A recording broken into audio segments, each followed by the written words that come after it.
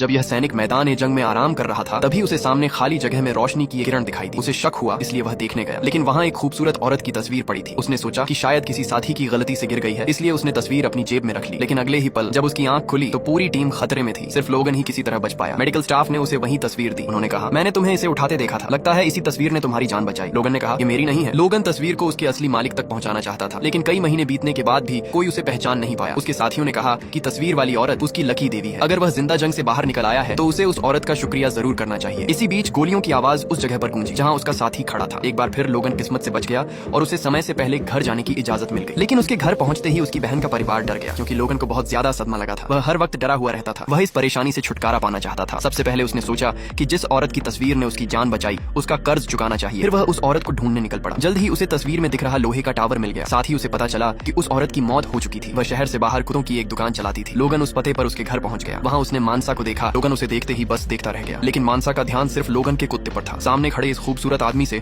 उसे कोई खास मतलब नहीं था। लोगन कुछ समझाने ही वाला था कि मानसा ने उसे एक फॉर्म पकड़ा दिया। उसे लगा कि लोगन यहाँ नौकरी मांगने आया है, लेकिन तभी उसे पता चला कि लोगन अभी अभी जंग से वापस आया है। ये सुनकर मानसा को जैसे पुराने दुख की याद आ गई। वह परेशान होकर अपनी दादी के पास गया और बोला, यहाँ एक आदमी नौकरी मांगने आया है। लेकिन उसकी दादी ने लोगन को भगाने के बजाय उसे वहीं रहने दिया, क्योंकि उन्हें सैनिकों से पहले से ही लगाव था। इसलिए लोगन ने पास में ही एक घर किराए पर ले लिया। अब वह अपनी उस फरिश्ते की तरह दिखने वाली औरत की मदद करने के लिए यहीं रहना चाहता था। लोगन के आने से घर भी जैसे बदल गया। वह हर काम में लगा रहता था। उसने कुत्तों का घर साफ किया और कई सालों से खराब पड़े ट्रैक्टर को भी ठीक कर दिया। लोगन को इतना काम करते देखकर उसकी दादी ने उसकी कई बार तारीफ की, लेकिन मानसा को यह आदमी बिल्कुल पसंद नहीं था, क्योंकि लोगन की नजर हमेशा उसी पर रहती थी। इससे मानसा खुद को असुरक्षित महसूस करने लगी। ऊपर से लोगन किसी रहस्यमयी आदमी जैसा था। जब भी मानसा बाहर आती कुछ ही मिनटों में लोगन वहाँ पहुंच जाता और उसे देखने लगता। आखिरकार मानसा ने पुलिस को बुला लिया। पुलिस ने लोगन को टेबल पर धक्का दिया और उसकी आईडी चेक की। पता चला कि लोगन कोई खतरनाक आदमी नहीं था, लेकिन जाते समय पुलिस ने फिर भी उसे सीधा रहने की चेतावनी दी। तभी लोगन को समझ आया कि कुत्तों के घर की मालकिन उसे बिल्कुल पसंद नहीं करती। वह कमरे में गया और मानसा को सब कुछ समझाने वाला था, लेकिन तभी उसकी नजर एक पियानो पर पड़ी। लोगन खुद को रोक नहीं पाया और पियानो बजाने लगा। उसकी उदास धुन ने मानसा के बेटे को हैरान कर दिया। अब वह इस शांत और समझदार आदमी को लेकर उत्सुक हो गया था। रात में लड़के ने अपनी माँ की बात नहीं मानी और लोगन को खाने पर रुकने के लिए बुला लिया। तभी लोगन को पता चला कि कल जो पुलिस वाले आए थे वे मानसा के पूर्व पति थे, लेकिन लोगन को इससे कोई फर्क नहीं पड़ा। उसने लड़के के साथ शतरंज भी खेली